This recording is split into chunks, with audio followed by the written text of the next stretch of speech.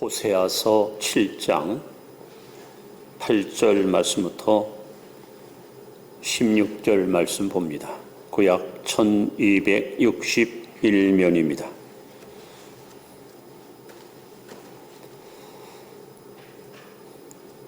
호세아서 7장 8절로 16절 교독합니다. 이브라임이 여러 민족 가운데 혼합되니 그는 곧 뒤집지 않은 전병이로다.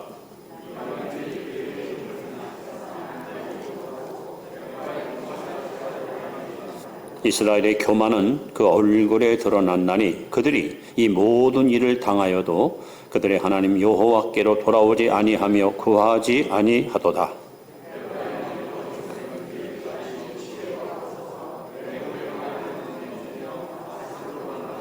그들이 갈 때 내가 나의 그물을 그 위에 쳐서 공중의 새처럼 떨어뜨리고 전에 그 회중에 들려준 대로 그들을 징계하리라.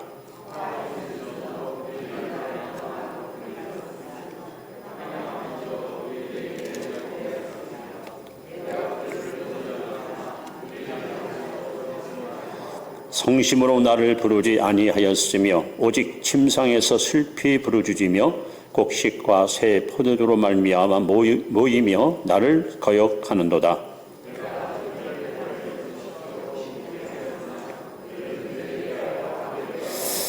같이 봅니다. 그들은 돌아오나 높으신 자에게로 돌아오지 아니하니 속이는 활과 같으며 그들의 지도자들은 그 혀에 거친 말로 말미암아 칼에 엎드려지리니 이것이 애굽 땅에서 조롱거리가 되리라.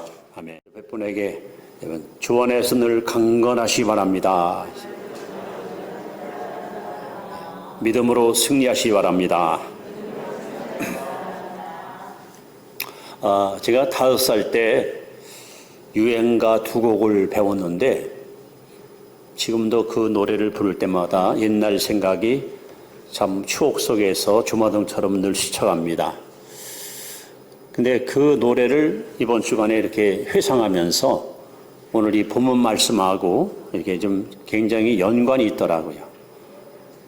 제가 배운 노래는 아마 1955년도에 나온 송민도라는 가수가 부른 나 하나의 사랑이라는 노래입니다. 아시는 분은 아시겠습니다. 가사가 나 혼자만이 그대를 알고 싶소. 나 혼자만이 그대를 갖고 싶소.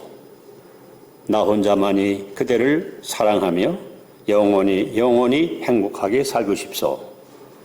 그런 내용입니다. 근데 이 말씀을 제가 왜 드리냐 하면 오늘 본문에 등장하는 호세아가 활동하던 시대 북왕국 이스라엘의 모습이 그들이 목숨을 다해 사랑할 하나님을 저버리고 세속의 물결에 그야말로 잠식당해서 순수성을 잃어버리고 완전히 세속화된 부끄러운 신앙의 모습이 성경에 소개되고 있습니다. 주전 785년에서 725년대에 북왕국 이스라엘의 통치자가 여로보암 2세였습니다. 강력한 리더십을 가지고 국정을 장악하고 국력을 신장시키고 특히 무역을 잘하고 외교관계를 잘 수립하면서 아주 강대한 나라로 그렇게 키웠던 훌륭한 임금이었습니다. 아마 이스라엘 역사 속에 이와 같이 물질적으로 마음껏 쓰고 남을 만큼 풍요로움을 만끽한 적이 별로 없었습니다. 근데 참 희한한 것은 사람들이 배부르고 등 따숩고 풍요로우니까 신앙이 점점 쇠퇴해지고 열심히 점점 식어지고 그래서 결국 종교적으로 그리고 도덕적으로 부패하여 결국 하나님을 점점 멀리하는 부끄러운 그런 민족으로 전락하고 말았습니다. 호세아서 7장을 보시면 이 당시 세상과 타협하여 그들이 지은 죄의 쌍을 낱낱이 폭로하고 있는데 여기 죄의 몫을 이렇게 소개합니다. 거짓과 도덕질, 또 하나님이 없는 불신앙적인 태도, 또 술 취함, 또 오만함, 그 다음에 살인, 그 다음에 교만과 자만심. 자, 이것이 뭡니까? 왜 이런 일이 벌어졌습니까? 하나님의 백성들이 하나님 앞에 정직하게 살아야 되고 부끄러움 없이 살아야 되는데 왜 이렇게 추한 일을 저지를까요? 그들이 하나님을 멀리하고 세상과 타협하면서 세속의 물결 속에 그들이 물들어서 세상 사람과 똑같이 생각하고 똑같이 말하고 똑같이 행동하는 그러한 부끄러운 모습을 드러내고 말았습니다. 이스라엘 백성들은 우리가 보통 성민합니다. 즉 거룩한 백성. 지구상의 여러 나라 가운데 하나님이 이 민족을 택하신 이유는 당신의 성민 삼으시려고 선택했습니다. 오늘 저와 여러분들은 성도입니다. 거룩한 성 무리도. 우린 거룩한 무리입니다. 타락한 세상에서 하나님의 영광과 하나님의 선한 뜻을 이루기 위해서 우리는 부름받은 하나님께 부름받아 이 자리에 나와 있는 하나님의 백성, 거룩한 성도입니다.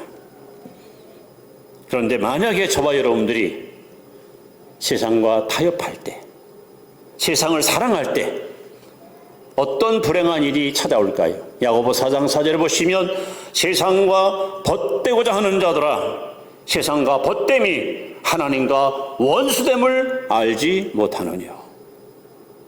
하나님을 사랑하고 섬겨야 될 하나님의 백성들이 세상과 벗삼고 세상과 어울리고 세상과 친해지면 하나님과 원수가 된다고 하나님이 엄히 경고하고 있습니다. 오늘 본문에 보시면 이렇게 세상과 타협하여 신앙의 본질을 상실하고 완전히 세속적 신앙으로 전락한 이스라엘 백성들의 모습을 세 가지로 비유하여 우리에게 영적 교훈을 주고 있습니다. 그 첫 번째 그들의 영적 모습을 오늘 8절에 보시면 이렇게 써 있습니다. 뒤집지 않은 전병이로다. 자, 우리 한번 8절 말씀을 다 같이 한번 읽어봅니다. 시작. 에브라임이 여러 민족 가운데 혼합되니 그는 곧 뒤집지 않은 전병이로다.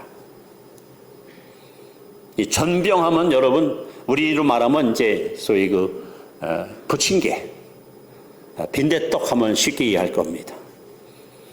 여러분 한번 빈대떡을 부쳐본 경험이 있으실 겁니다. 프라이팬에다가 기름을 싹 치고 그다음에 이제 국자에다가 그 반죽한 걸 탁 넣고선 싹 이렇게 다듬게 되면 이게 쫙 퍼지면서 이제 노릇노릇하게 익기 시작합니다. 근데 문제는요. 적당한 시간에 뒤집어줘야 돼요. 그래야 타지 않고 맛있는 빈대떡을 먹을 수 있습니다. 만약에 시간이 초과돼가지고 뒤집지 않으면 밑에는 다 타버리고 위에는 설익어서 먹을 수가 없습니다. 오늘 세상과 타협한 이스라엘 백성들의 영적 모습이 뒤집지 않은 전병과 같다 하고 하나님이 여기 경고하고 있습니다. 하나님이 이스라엘 백성을 택하신 분명한 목적이 있습니다. 신명기 6장 4절 5절에 보시면 이스라엘아 들으라. 네 하나님 나 여호와는 너희 하나님이니 너는 마음을 다하고 성품을 다하고 힘을 다하여 주 너희 하나님을 사랑하라. 하나님은 이스라엘 백성들에게 하나님만 사랑하라고, 나만 사랑하라고, 나만 섬기라고 그렇게 엄히 명하셨습니다. 근데 그들이 배가 부르고 등이 따숩고 물질의 풍요로움이 채워지니까 하나님보다는 물질을, 하나님보다는 우상을 더 음란히 섬기는 부끄러운 일을 저지르고 말았습니다. 하나님은 출애굽기 34장 12절에도 이스라엘 백성한테 이렇게 경고했습니다. 너는 스스로 삼가 내가 들어가는 땅의 거민과 언약을 세우지 말라. 즉 가나안 백성들하고 약조하지 말라. 그들이 너희 중에 울모가 될게 하라. 그들과 너희들이 어울리면, 세상과 어울리면 그들이 너희들에게 울모가 된다는 거죠. 오늘 9절에 이렇게 써 있습니다. 뒤집자는 전병이 이방인들이 그의 힘을 삼켰으나 보십시오 여러분. 오늘 우리가 하나님 앞에 순결한 신앙을 지키지 않고 하나님 앞에 우리가 초지일관 주를 섬기지 않아 세속의 물결에 우리가 물들게 되면 영적인 에너지, 영적인 힘, 영성이 여러분 약해집니다. 성경은 분명히 증언합니다. 이방인들이 그의 힘을 삼켰으나 알지 못하고 지금 자기가 영적으로 점점 에너지가 빠져나가고 기도의 동력을 잃어버리고 하나님을 사랑하는 사랑의 열기가 식어지는 걸 모르는 거예요. 내가 예수 안 믿는 것도 아니고 예배 안 드릴 것도 아닌데 내가 문제 있어? 그러나 분명히 영적인 힘이 점점 소진돼서 끝내는 하나님으로부터 너무 멀리 거리감이 생기는 것이 세속에 물든 자의 모습입니다. 하나님은 교회를 통해서 여러분과 저를 통해서 세상을 변화시키는 그러한 도구로 우리를 쓰기 원하십니다. 타락한 세상, 어두운 세상, 더러운 세상, 폐역한 세상을 변화시키기 위해서 하나님 이 땅에 빛을 발하라고 진리의 등대인 교회를 세웠습니다. 그런데 오늘날 교회가 오히려 세상을 따라가고 있습니다. 아니, 교회가 세상의 가치관, 세상의 여러 가지 모든 생태를 그대로 답습하고 있습니다. 왜 그럴까요? 우리가 세상을 변화시키기 위해 전에 내 신앙의 순결을 지켜야 됩니다. 내 신앙의 순결을 잘 보존해야 됩니다. 절대 여러분 오염되지 않은 깨끗한 영혼, 투명한 마음을 가지고 하나님을 섬기는 자가 되어야 됩니다. 오늘 우리가 사는 이 시대의 교회상, 요한계시록 3장 15절 이하에 보시면 말세교회의 모습을 주님은 정확하게 지적하고 있습니다. 내가 차든지 뜨겁든지 하라. 내가 차지도 않고 뜨겁지도 않고 미지근하여 내가 너를 토하여 내치리라. 지금 오늘날 교회 모습을 하나님이 바라볼 때에 구역질하는 거예요. 교회 안에서는 예수님 믿는 사람 같아요. 신자 같아. 교회 밖에 나가면 불신자랑 똑같이 행동하고 똑같이 살아갑니다. 색깔이 없어요. 투명하진 않아요. 예수님은 저와 여러분을 향해서 마태복음 5장 13절에 너희는 세상의 소금이니. 세상의 소금이. 여러분, 소금이 뭡니까? 왜 하나님께서 성도들을, 하나님이 교회를 소금이라고 비유했을까요? 소금은 부패를 방지하지 않습니까? 근데 오히려 교회가 부패하고 있습니다. 우리가 오히려 세상에 병들고 있고 오염되고 있습니다. 주님은 경고합니다. 만인의 소금이 그 맛을 잃어버리면 다만 밖에 버리요 사람에게 발표. 지금 교회가 비난을 받고 있습니다.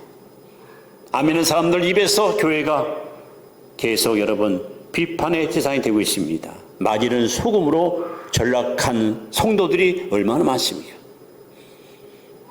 여러분, 소금은 부패를 방지함과 동시에 소금을 쳐야 맛이 나잖아요. 솔직히 교회 때문에 살맛이 나고 예수 믿는 사람 때문에 사람들이 신명나고 이래야 이것이 정상 아닙니까? 근데 들려오는 뉴스마다 교회 때문에 실망을 하고 교회를 걱정하는 안타까운 일이 종종 일어나고 있습니다. 여러분, 소금은 갈증을 일으킵니다. 갈증. 우리 짠 걸 많이 먹으면 막 갈증 나잖아요. 오늘 여러분들이 사람을 만나면 그들과 만나서 대화하고 같이 지내다 보면은 상대방이 영적인 갈증을 느껴야 돼요. 아, 나도 이 사람처럼 정직하게 살고 싶다. 나도 이 사람처럼 믿음 생활하고 싶다. 뭔가 그들의 마음속에 주님 믿고 싶은, 교회 가고 싶은 갈증을 일으켜야 되는 거예요. 여러분, 소금은 우리의 피만큼이나 소중한 겁니다. 보통 우리가 사고가 나서 병원에 입원하면 여러분 식염수, 소금물을 갖다 투입하거든요. 그러니까 소금이 없으면 사람이 살 수 없어요. 여러분 중국에서는 사형수를 사용시킬 때 소금을 몸에다가 한 방울도 쥐지 않답니다. 그럼 사람이 서서히 죽는 거예요. 무서운 형벌을 합니다. 오늘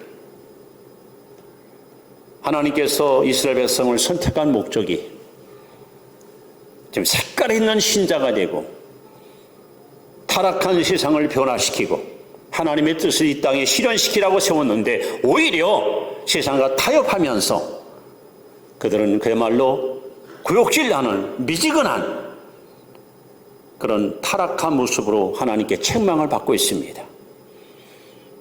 뒤집지 않은 전병, 여러분 빈대떡을 뒤집지 않으면 타버립니다. 먹을 수가 없습니다. 신앙생활은 완충지대가 없습니다. 회색 분자는 안 됩니다. 뜨겁던지 차갑던지 둘 중에 하나지 중간지대는 결코 없어요. 이방 여러분 예수 믿을 거 뜨겁게 믿으시고요. 열심히 믿으시고 확실하게 믿으셔야지. 어중간하게 한쪽 다리는 세상, 한쪽 다리는 교회에다 걸치고 이쪽에서 땡기면 이리 끌려가고 여기서 땡기면 이리 끌려가고 그런 신앙은 결코 하나님을 기쁘시게 할 수 없습니다. 혹시 여러분과 제 모습이 뒤집지 않은 전병과 같이 그런 부끄러운 모습은 아닌가? 특유의 맛을 잃어버린 소금 아닌가? 우리 자신을 한번 되돌아보시기 바랍니다. 두 번째, 우리가 세상과 타협할 때 영적인 모습을 오늘 11절에 두 번째로 하나님께서 지적하십니다. 자, 11절 말씀을 같이 한번 읽습니다. 시작. 에브라임은 어리석은 들기같이 지혜가 없어서 애굽을 향하여 부르짖으며 아스르로 가는도다. 여러분, 두 번째, 어리석은 비둘기 같다. 어리석은 비둘기. 여러분, 비둘기는요, 왜 어리석다고 성경에 표현했을까요? 새 중에 어리석은 새가 비둘기예요. 여러분, 비둘기 많이 보시잖아요. 근데 하나님께서 비둘기 보고 어리석다는 거예요. 왜 어리석은가? 세 가지 어리석음이 있어요. 첫째, 비둘기는요, 가장 귀한 걸 뺏겨도, 다시 말하면 새끼를 뺏겨도 바라만 봐요. 다른 새들은 막 새끼를 지키기 위해서 싸우기도 하고 새끼 데리고 도망도 가는데 비둘기는 가만히 바라봐요. 오늘 이스라엘 백성들이 세상과 타협하면서 그들의 영적인 모습이 마치 어리석은 비둘기와 같아요. 여러분, 세상과 어울리다 보면요, 영성이 흐려집니다. 기도줄이 끊겨집니다. 믿음이 점점 주저앉습니다. 우리의 정직성이 사라지고 양심이 무디어지고. 근데 이들은 이걸 모르는 거예요. 또 비둘기는 왜 어렸습니까? 자기의 보금자리를 뺏겨도 열심히 나무가지 이파리 보다가 집을 짓고 거기서 알 갖고 살아. 근데 다른 새가 와서 거기 살아도 그걸 제지하지 못해요. 이런 어리석음이 있습니다.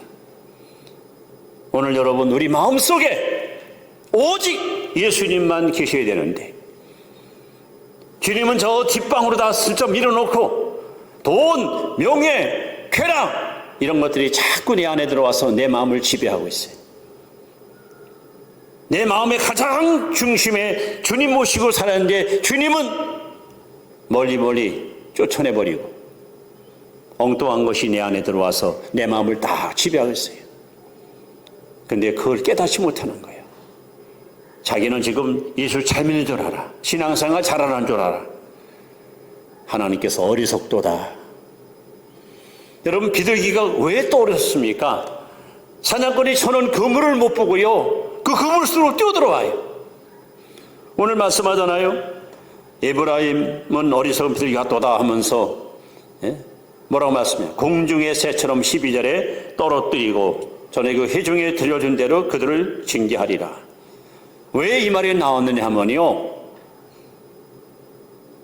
호세아가 활동하던 시대에 이스라엘 백성들의 모습이 여기 아주 잘 표현되어 있습니다. 자, 자, 11절 하반절에 보시면 어리석은 비둘기같이 지혜가 없어서 애굽을 향하여 부르짖으며 아수르로 가는도다.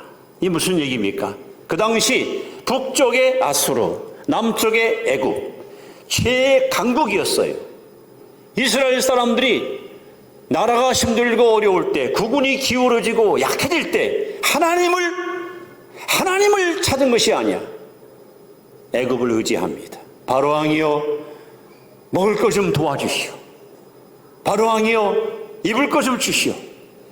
야, 내가 너 줄 테니까 내 말 잘 들어. 아이, 그러면요, 잘 듣고 말고요. 안 되겠다. 이쪽보다는 여기 낫겠다. 아수르 왕이여, 이렇게 되면 강대국한테 머리를 숙이고 그야말로 치욕적인 외교관계를 유지하면서 하나님보다는 그들에게 도움을 구하기 위해서, 문제는 말입니다, 아수르나 애굽이 조건을 꼭 붙이는 거야. 너희들이 필요한 거 다 줄게. 대신 조건이 있다. 뭡니까? 너희 나라에 가장 좋은 장소에 신전을 짓고 우리의 신을 섬겨라. 그래 하겠느냐?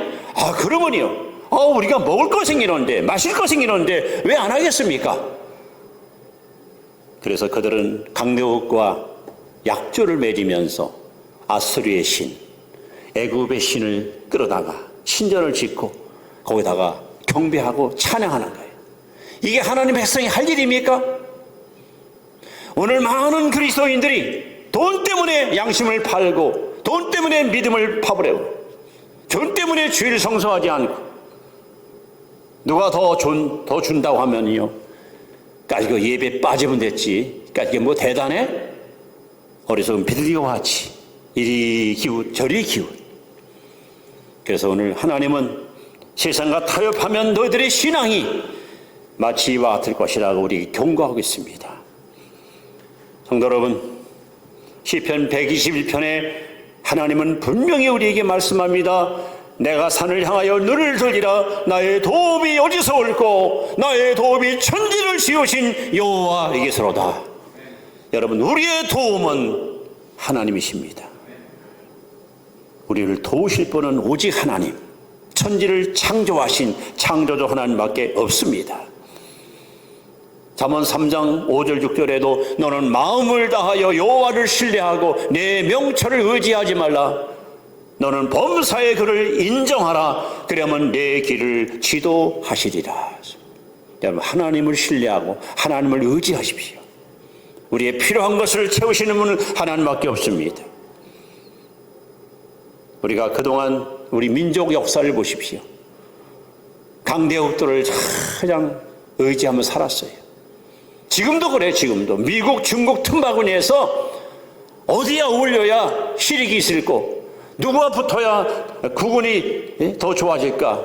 지금도 그렇게 지금 지도자들이 어리석은 일을 하고 있습니다. 세상과 타협하면 이렇게 길자는 천병과 같이 한쪽은 새까맣게 타, 한쪽은 설이 있고 맛을 잃어버린 쓸모없는 구욕질하는, 세상과 타협하면 어리석은 비둘기와 같이 믿음 뺏기고 양심 병들고 영성이 흐려졌는데 그걸 깨닫지 못한 채 오히려 하나님을 찾지 않고 오히려 힘 있는 사람, 돈 있는 사람, 이런 사람을 찾아면서 도움을 구하는, 이게 세속에 물든 자의 부끄러운 모습입니다. 세상과 타협할 때 나오는 세 번째 불행한 모습이 여기 16절에 나와 있습니다. 자, 16절 말씀을 같이 한번 읽습니다. 시작. 그들은 돌아오나 높으신 자에게로 돌아오지 아니하니 속에는 흙과 같으며 그들의 지도자들은 그 혀의 거친 말로 말미암아 칼에 엎드러지리니 이것이 애굽 땅에서 저런 꼴이라 되리라. 세상과 타협하고 세속에 물들면은 세 번째 어떤 모습입니까? 속이는 활과 같다는 거. 속이는 활. 여러분, 활을 쏠 때, 궁사활을 쏠 때 여러분 반드시 뭐가 있습니까? 표적이 있습니다. 표적. 목표가 있습니다. 표적을 보지 않고 활 쏘는 사람은 없습니다. 그 표적을 향해서 정확하게 활을 실 당길 때, 이 날아가서 정확히 딱 꽂힐 때, 여러분 우리나라 그 양곡이 유명하지 않습니까? 전 세계를 휩쓸지 않아요? 그런데 안타깝게도 이스라엘 백성들이 그들이 하나님을 바라보고 하나님을 섬기고 하나님께 예배되는데 여러분 하나님을 향해서 날아가지 않고 엉뚱한 데로 가는 거예요. 엉뚱한 데로. 그래서 여러분 죄라는 단어, 죄, 하말티아라는 말은 관역이 빗나갔다. 화살을 쐈는데 목표에 집중하지 않고 엉뚱으로 날아가는 게 이게 죄란 말이야. 이 무슨 얘기인지 아십니까? 하나님이 여러분과 저를 구원시킬 때는요 분명한 목적을 가지고 우리를 구원시키십니다. 빌립보 1장 6절에 보시면 너희 안에 착한 일을 시작하신 이가 그리스도 예수의 날까지 이룰 줄을 확신하노라 그랬고, 빌립보 2장 13절에는 하나님은 우리 마음에 소원을 두고 행하게 하신다 하고 말씀했습니다. 즉 하나님은 저와 여러분에게 기대를 걸고 있습니다. 소원을 갖고 있습니다. 너 나를 위하여 이 일 좀 하렴? 너 나를 위해서 이렇게 살렴? 분명한 목적을 가지고 하나님이 여러분과 저를 구원시킨 거예요. 그런데 아까 말씀했잖아요. 이스라엘 백성들을 하나님이 왜 선택했어요? 성민, 거룩한 백성 삼으려고.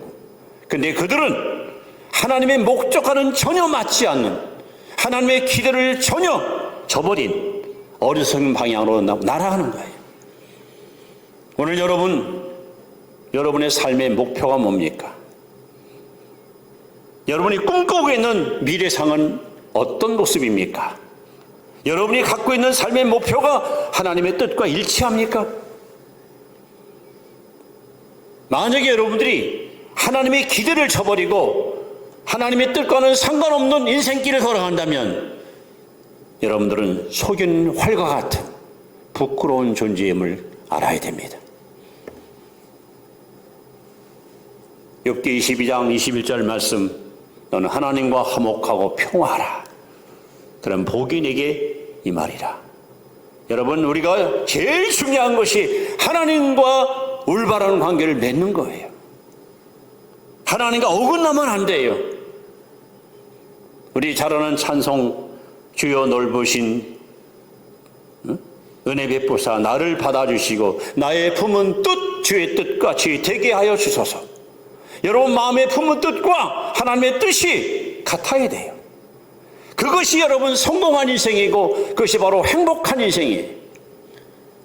그런데 하나님의 뜻은 분명히 서 있는데 내 뜻과 하나님 뜻이 맞지 않으면 이것이 죄고 이것이 실패고 이것이 바로 타락입니다. 오늘 이스라엘 백성들이 이렇게 속이는 활과 같이 목표를 벗어난 거야. 하나님이 그들을 택하신 이유가 있고 그들을 쓰시고자 하는 목적이 있는데 그들은 하나님의 뜻과는 전혀 상관없는 엉뚱한 쪽으로 그들은 달려갑니다. 오늘 저와 여러분들이 기도를 해도 주님 뜻대로, 예배를 드려도 주님 뜻대로, 하루를 살아도 주님 뜻대로 살아요. 그래서 여러분 하나님의 뜻과 내가 품고 있는 뜻이 일치가 되고 조화가 될 때 그게 바로 성공하는 인생이고 복이 있는 인생이고 형통한 인생이 되는 것입니다. 성도 여러분, 우리 몸은 흔히 몸뚱아리, 고깃덩어리가 아닙니다. 고린도서 3장 16절에 보시면 너희가 하나님의 성전인 것과 하나님의 성령이 너희 안에 거하신 줄을 알지 못하느니요. 여러분, 우리의 몸은 성령님을 모시고 있는 살아있는 하나님의 성전입니다. 그렇다면 우리의 몸은 다시 말하면 거룩함, 성결함, 구별된 이런 삶을 살아야 됩니다. 아가서 4장 15절 말씀처럼 여러분은 잠군 동산, 비원과 같은 인생을 살아야 됩니다. 여러분 서울 종로 3가에 가면 비원이 있어요. 그 비원에는 보초병, 파수꾼들이 딱 문을 지킵니다. 옛날 임금님이 어디 행차할 때 문을 열고 또 궁궐에 들어오면은 문을 또 열어서 들어온 다음에 문을 닫습니다. 그러니까 잡상인 일반인들은 절대로 그 문을 들어갈 수 없어요. 오직 왕을 위해서만 문을 열고 왕을 위해서만 문을 닫는 것이 바로 비원입니다. 우리 마음이 그래야 돼요. 왕 중의 왕이신 예수님을 향해서만 마음의 문을 여시고 그분만 여러분 마음에 모시고 살아야 돼요. 예수 외에 다른 잡상인들이 이 원리 안에 들어오면 안 돼요. 그럼 여러분 마음은 혼란스럽습니다. 영적으로다가 굉장히 여러분 분주합니다. 그러니까 피곤한 거예요, 사람이.